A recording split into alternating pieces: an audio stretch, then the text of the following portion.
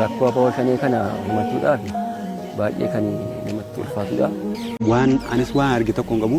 Uummata Oromoos waan arge qaba natti fakkaata. Dararaan maqaa keenyatti irraa uummanni Oromoo maqaa keenya kan manni isaa gubate kan ijoollee isaa duute meeqa jira. Maal jettare mee jedhii